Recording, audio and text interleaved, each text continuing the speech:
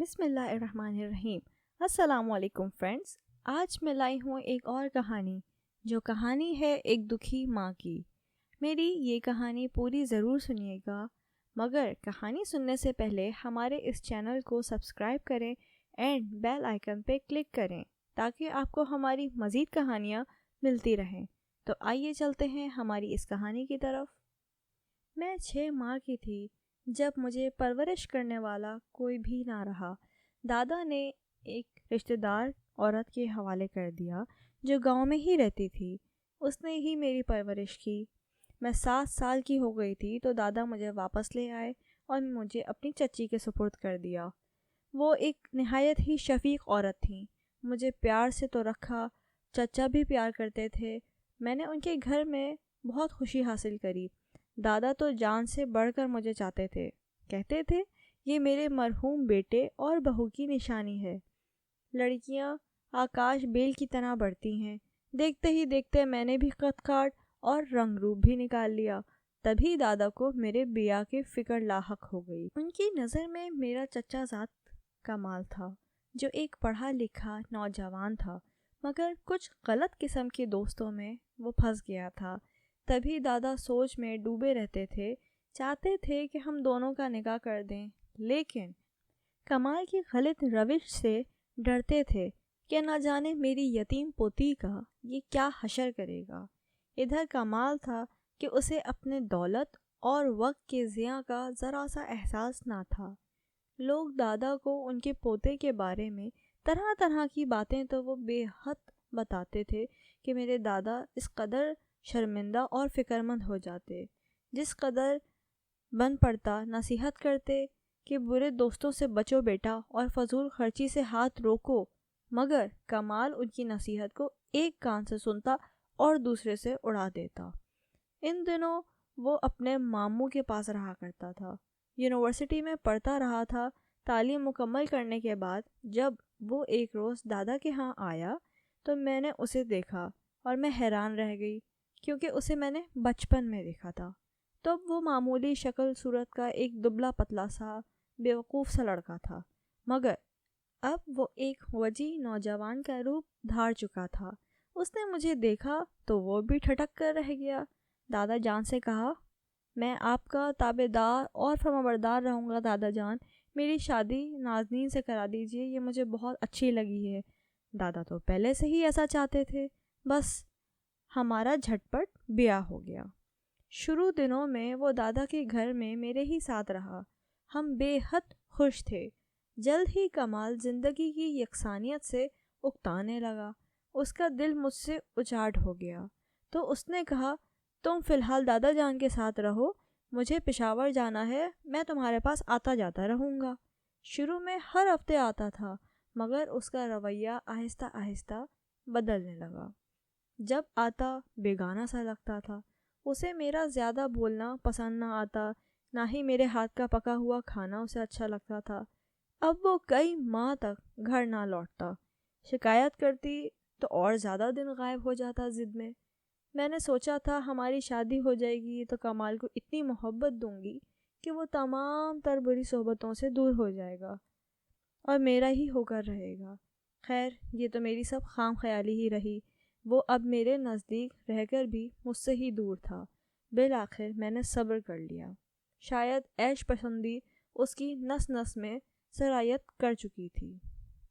بدقسمتی سے دادا جان کی وفات کے کچھ ہی عرصے بعد کمال کے والد کا بھی انتقال ہو گیا، اور تو اور وہ اور زیادہ ہی آزاد پنچھی کی طرح ہو گیا۔ اب اسے قید کرنے اور روک ٹوک کرنے والا کوئی نہ رہا۔ اس کی اور میری جائیداد مشترکہ تھی، جسے کمال نے رفتہ رفتہ اونے پونے فروخت کرنا شروع کر دیا۔ وہ مسلسل وراثت کی دولت کو ختم ہی کرتا جا رہا تھا اور عیاش دوستوں کو خوش کرتا رہا۔ آخر کار یہ جائیداد کب تک اس کا ساتھ دیتی؟ جب ہر شے نیلام ہو گئی تو نتیجے میں وہ تہی دست ہو گیا۔ تب وہ لوگ جو اس کی دوستی اور وفا کا دم بھرتے تھے اس سے آنکھیں چرانے لگے۔ دنیا کی بے وفائی سے اس کا دل برداشتہ ہو گیا اور ایک روز وہ ہم سب کی نظروں سے غائب ہو گیا۔ کسی رشتہ دار کو اپنا پتہ تک اس نے نہ بتایا۔ جب وہ چلا گیا تو صرف رونا ہی میرا ایک واحد کام رہ گیا تھا۔ میری حالت پر چچی اور دیگر عزیز رشتہ دار کڑتے رہتے تھے، لیکن وہ کچھ بھی تو نہیں کر سکتے تھے میرے لیے، اسے ڈھونڈ کر نہیں لا سکتے تھے۔ اللہ جانے کمال کہاں جا چھپا تھا۔ بالآخر ایک روز اس کے دوست کے توسط سے پتہ لگا تو چچی اس کو منا کر میرے پاس لے آئیں۔ جب کمال کو علم ہوا کہ کچھ زمین دادا جان الگ سے میرے نام کر گئے ہیں تو وہ میرا سر ہو گیا کہ یہ زمین مجھے دے دو، مگر چچی نے ایسا نہ ہونے دیا۔ چچی جانتی تھیں کہ وہ اس جائیداد کو بھی فروخت کر دے گا۔ اس بات سے کمال مجھ سے اور زیادہ ناراض ہو گیا اور ہمیشہ کے لیے ناتا توڑ کر چلا گیا، اس طرح جیسے کبھی میری زندگی میں وہ آیا ہی نہیں تھا۔ خیر، اس نے مجھے طلاق نامہ بھجوا دیا کہ مجھے بھلا دو اور زمین کو ہی عزیز رکھو، تمہیں میری نہیں زمین کی ضرورت ہے۔ اس امر کا صدمہ سارے خاندان کو ہوا، خصوصاً کمال کی والدہ کو ازحد غم تھا۔ روتی رہتی تھیں اور کہتی تھیں، اے کاش میں نے تیری اس زمین کو نہ بچایا ہوتا تو طلاق کا دھبا تو نہ لگتا تجھ پر۔ اب میں اس حال میں تھی کہ اب تو مجھے رونا بھی نہ آتا تھا کہ پیدائش کے دن سے ایسی بدقسمتی لے کر میں پیدا ہوئی ہوں کہ والدین نہ رہے، دادا شوہر بھی اور مطلقہ کر دیا۔ زندگی میں خوشیوں کی آس کمال سے ہی بندھی تھی، اس نے بھی پھونک مار کر میری محبت کا ٹمٹماتا ہوا چراغ بجھا دیا۔ میری زندگی میں اندھیرے بھر کر وہ چلتا بنا۔ اس سے اچھا تھا کہ اس سے میری شادی ہی نہ ہوئی ہوتی اور عمر بھر میں کنواری ہی رہ جاتی۔ جب تک چچی زندہ رہیں میری دل جوئی کرتی رہیں۔ ان کی وفات کے بعد تو میرا کوئی بھی نہ رہا۔ کمال کو یاد کرتی تھی اور بس روتی ہی رہتی تھی، دل میں کہتی تھی کہ کمال زمین لے لو مگر تم لوٹ آؤ۔ دعا قبول ہو گئی اور کمال ایک بار پھر آ گیا، مگر میری خاطر نہیں، زمین کی خاطر۔ اور آ کر اس نے کہا، یہ میری والدہ کی زمین ہے، اسے مجھے دے دو کیونکہ مجھے اس کی سخت ضرورت ہے۔ ان دنوں میں بہت خستہ حال ہوں، خوددار بھی ہوں، کسی سے مانگ کر نہیں کھا سکتا اور نہ مزدوری کر سکتا ہوں۔ اب یہ زمین ہی میرے جینے کا سہارا بن سکتی ہے۔ میں وعدہ کرتا ہوں کہ اسے نہیں بیچوں گا بلکہ اس کے سہارے عزت کی زندگی جیوں گا۔ خیر، وہ تو مجھے طلاق دے ہی چکا تھا، پھر بھی میں اس کی تکلیف نہیں دیکھ سکتی تھی۔ رشتہ داروں کے لاکھ منع کرنے کے باوجود میں نے وہ زمین جو ساس نے میرے نام کی تھی اسے دے دی۔ اس کے بعد کمال نے مجھ سے کبھی کوئی رابطہ نہ رکھا۔ اس زمین کی پیداوار سے میرا گزارا چلتا تھا۔ جب زمین ہی نہ رہی تو میں دانے دانے کو محتاج ہو گئی۔ رشتہ داروں نے مجھ پر دباؤ ڈالا کہ تمہارا کوئی کفیل اب نہیں رہا، بہتر ہے کہ دوسری شادی کر لو۔ دوسری شادی میں نہیں کرنا چاہتی تھی کیونکہ کمال کی یاد میں شمع کی مانند میں پگھلتی جا رہی تھی، لیکن بھوک بھی ایک ایسی عفریت ہے جو محبت بھی گھٹنے ٹیکنے پر مجبور کر دیتی ہے۔ محبت نے مجبور کر کے خیر مجھے ماموں کے حوالے کیا اور ماموں نے بھی مجھے مجبور کر کے ایک روز میرا نکاح اپنے بیٹے سے کرا دیا۔ یہ نکاح ایک مجبوری تھی، ورنہ میری روح زخموں سے چور چور تھی۔ پھر بھی مجھے زندہ رہنا تھا کیونکہ زندگی اللہ کی عطیہ جو تھی۔ ماموں ذات میرا دکھ کا خیال بھی کرتا تھا اور وہ میرے دکھوں کا سانجھی بن گیا۔ اس نے مجھے زندگی کی ہر خوشی دینے کی کوشش کی، لیکن جب میرا ماضی بیتے دن یاد دلاتا تو میرا دل ہر بار اسی تڑپ سے اٹھ جاتا۔ گزرتا گیا، اللہ نے مجھے 4 بچوں سے نوازا، 2 بیٹے اور 2 بیٹیاں ہو گئے تو میرا گھر مکمل ہو گیا، لیکن زندگی ابھی تک ادھوری تھی۔ کمال میرے خاندان کا اکلوتا نام لیوا اور چشم چراغ تھا، وہ میرا کزن بھی تھا۔ اس کی برباد زندگی کا دکھ دل و جان سے میں لگا بیٹھی تھی۔ وقت گزرنے کے ساتھ ساتھ دادا کے خاندان کے افراد رشتہ دار ایک ایک کر کے اللہ کو پیارے ہوتے گئے۔ میں نے بھی بچوں میں کھو کر اپنا ہر غم بھلا دیا۔ پھر وہ وقت آ گیا جب میں نے اپنے پیار کرنے والا غم گسار جیون ساتھی اپنے بچوں کے باپ کو بھی کھو دیا اور ایک بار پھر کفالت کرنے والے سے محروم ہو کر بدحالی کا شکار ہو گئی۔ ان دنوں بے حد پریشان تھی کیونکہ دونوں بیٹے تعلیم حاصل کر رہے تھے اور ان کی تعلیم مکمل ہونے میں ابھی 2 سال باقی تھے۔ جوان تھے لیکن ابھی کمانے کے لائق نہ تھے۔ بچیاں چھوٹی تھیں، ان کے اسکول کی فیس دینے کے قابل نہیں رہی تھی۔ جب گھر میں کھانے کو نہ ہو تو بچوں کو تعلیم کیوں کر دلوائی جائے؟ اسی بدحالی میں ایک روز اسکول ٹیچر کی نوکری ڈھونڈنے نکلی تو کمزوری سے چکر آ گیا اور سڑک کے کنارے میں گر پڑی۔ ایک شخص نے مجھے گرتے دیکھ کر کار روک لی، اتر کر میری جانب آیا اور میں بے سدھ پڑی ہوئی تھی۔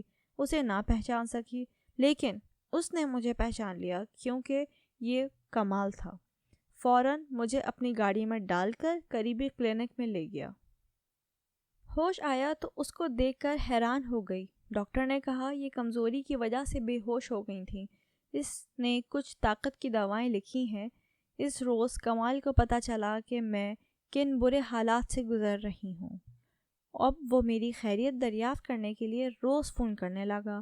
اس نے مجھے بتایا کہ حسب وعدہ وہ زمین اس نے نہیں بیچی بلکہ اس کی خود دیکھ بھال کی زمین زرخیز تھی، جس کی وجہ سے وہ معاشی طور پر مضبوط ہو گیا۔ میرا شکر گزار بھی بہت تھا اور کہنے لگا بہت زیادہ تنگ دستی کے دنوں میں نے اس کی والدہ کی طرف سے تحفتاً دی ہوئی زمین واپس کر کے اس پر بہت بڑا احسان کیا اور اس کو معاشرے میں ذلت کی زندگی گزارنے سے بچا لیا۔ تو اب وہ میری مدد کرنا چاہتا تھا۔ دوبارہ شادی کی پیشکش کی مگر میں نے اس کی اس پیشکش کو ٹھکرا دیا کیونکہ میرے دونوں بیٹے جوان تھے۔ وہ یہ ہرگز برداشت نہ کر سکتے تھے کہ ان کی ماں دوبارہ شادی کرے۔ اپنے بچوں کو میں کھونا نہیں چاہتی تھی، اب یہی میرا سرمایہ حیات تھے۔ بڑی مشکلات سہ کر ان کو پروان چڑھایا۔ انکار سن کر کمال افسردہ ہو کر چلا گیا۔ میں بہت روئی۔ اس نے پھر فون کیا اور شادی منظور نہیں کی نہ صحیح، لیکن یہ زمین جو تم نے مجھے واپس کی ہے دراصل تمہاری ہو چکی تھی، اور جو جائیداد پہلے ہی میں فروخت کرتا رہا ہوں اس میں تمہارا بھی برابر کا حصہ تھا۔ ہماری وراثت مشترکہ تھی جو مجھ اکیلے نے اڑا دی۔ اب تمہارا حق بنتا ہے کہ اس زمین کی پیداوار سے مجھ سے اپنے بچوں کے لیے خرچہ لو تاکہ یہ پڑھ لکھ کر اپنی اپنی منزلوں تک جا پہنچیں۔ اس نے بہت اصرار کر کے مجھے قائل کر لیا اور مجبوراً میں نے حامی بھی بھر لی۔ یوں ہر ماہ وہ مجھے معقول رقم بھجواتا رہا جس سے گھر کے اخراجات پورے کرتی۔ کمال کو ٹھوکر لگ چکی تھی، جدائی کے ساتھ تنگ دستی کا دکھ بھی اس نے جھیلا تھا، تبھی اسے ہوش آیا۔ میرے بڑے بیٹے کی تعلیم مکمل ہو گئی مگر ملازمت حصول کے لیے ابھی ٹھوکریں باقی تھیں اور در در کے پاپڑ بیلنے تھے۔ وہ اسی تک و دو میں تھا کہ بیٹی کا رشتہ آ گیا۔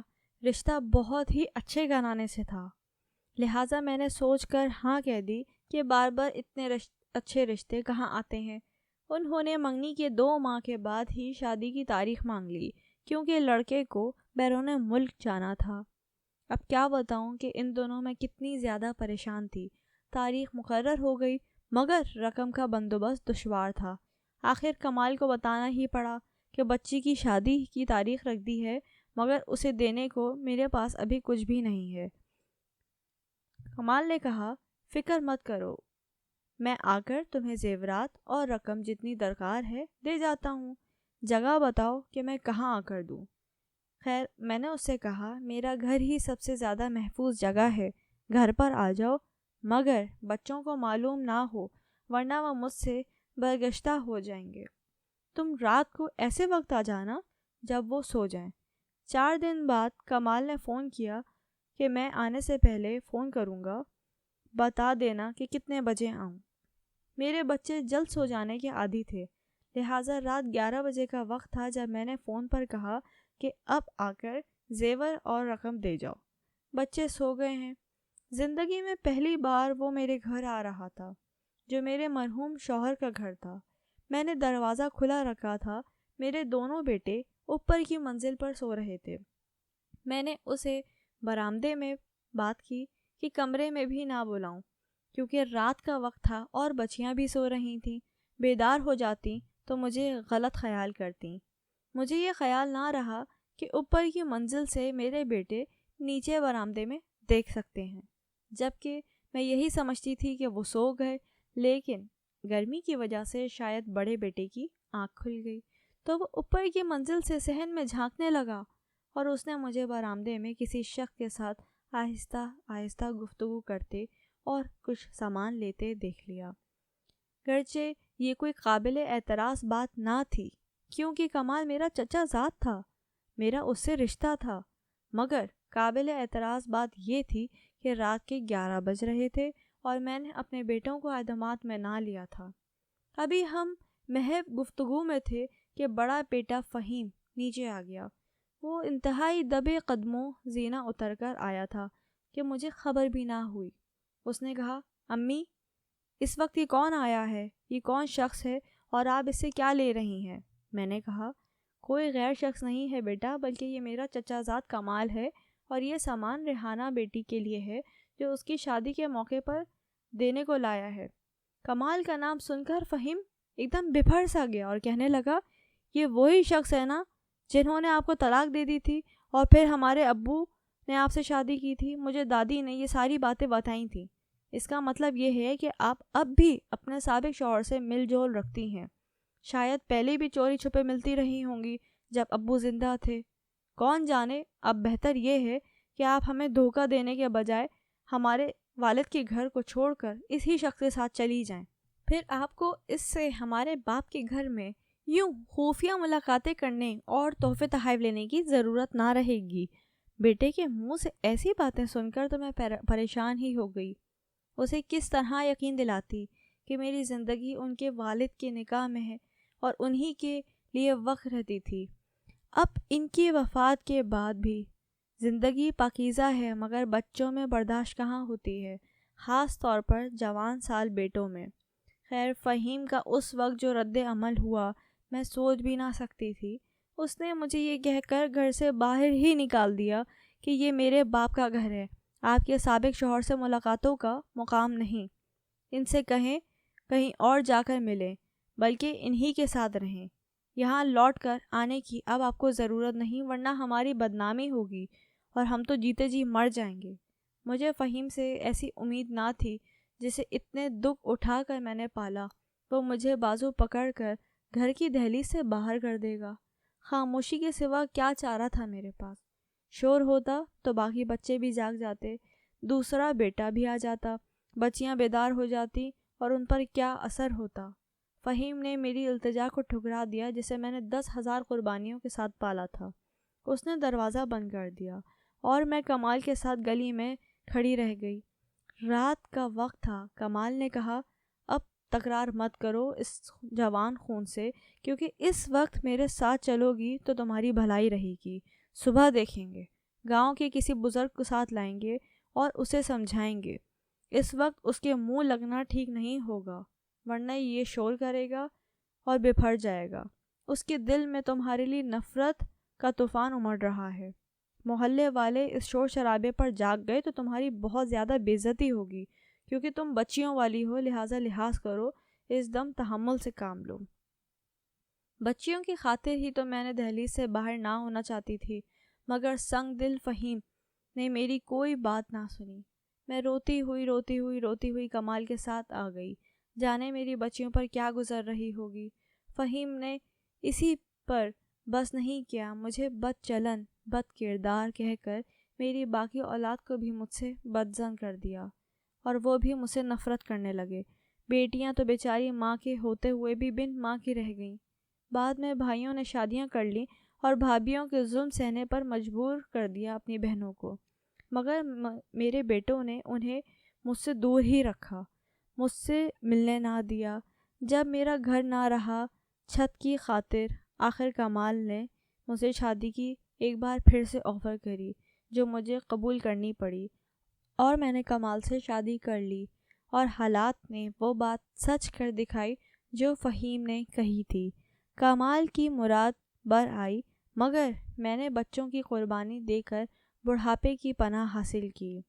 اللہ اولاد کو سمجھ دے اور ماں باپ کو غلط ثابت کرنے سے پہلے ان کی قربانیوں کے بارے میں سوچ لیا کریں، کیونکہ ماں باپ اپنی اولاد کے لیے اپنی زندگی میں 10,000 قربانیاں دیتے ہیں کہ جب اولاد بڑی ہوتی ہے تو اپنے آپ کو کچھ سمجھنے لگتی ہے اور جانتی نہیں کہ ماں باپ نے ان کے لیے کیا کیا ہے، کیونکہ ان کے لیے ان کے فیصلے اور ان کی باتیں صحیح ہوتی ہیں، اور ان کو اس وقت اپنے ماں باپ کی عزت، ان کی سوچ چھوٹی لگنے لگتی ہے۔ میری دعا ہے کہ اللہ تعالیٰ تمام اولادوں کو اپنے ماں باپ کا فرما بردار رکھے۔